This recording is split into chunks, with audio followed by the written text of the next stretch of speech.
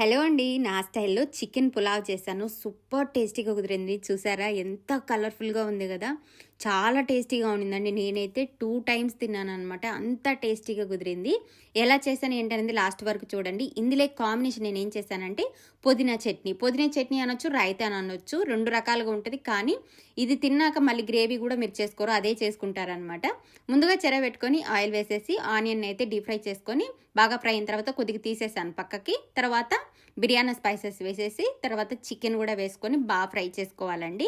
బాగా ఫ్రై అయిన తర్వాత ఇందులో ఉప్పు, ఇంకా వచ్చేసి పచ్చిమిర్చి కట్ చేసుకున్న పచ్చిమిర్చి, టమాటాలు, పుదీనా వేసుకొని ఫ్రై చేసుకోవాలి. తర్వాత అల్లం తెల్లగడ్డ పేస్ట్ కూడా వేసుకొని బాగా ఫ్రై చేసుకొని ఇందులో గరం మసాలా, ధనియాల పొడి, చిల్లీ ఫ్లేక్స్ వేస్తానన్నమాట. అవి కూడా వేసి బాగా కుక్ చేసుకోవాలి, బాగా ఫ్రై చేసుకోవాలన్నమాట.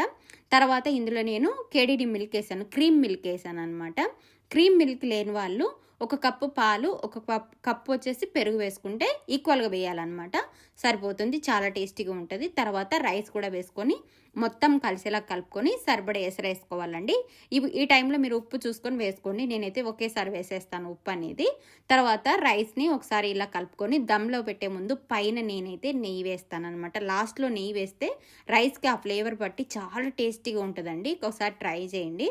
తర్వాత అయితే ఫ్రైడ్ ఆనియన్స్, పుదీనా వేసి సన్నగా కట్ చేసిన పుదీనా వేసుకొని దమ్లో పెట్టేస్తే మనకు రైస్ అయితే రెడీ అయిపోతుంది.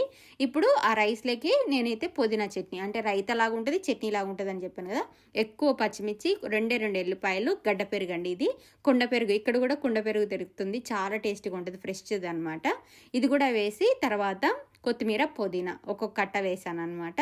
మిక్సీ పట్టుకోవాలి మెత్తగా. మిక్సీ పట్టుకున్న తర్వాత ఇందులో సన్నగా కట్ చేసుకున్న కీరా ముక్కలు, ఆనియన్ కూడా వేసుకొని కలుపుకొని రైస్తో తింటే ఉంటుందండి. నిజంగా ఇది తిన్న తర్వాత మీరు ఎలాంటి గ్రేవీ చేయరండి. ఒకసారి ట్రై చేయండి, కంపల్సరీ ట్రై చేయండి. Thank you for watching. Please support. Bye.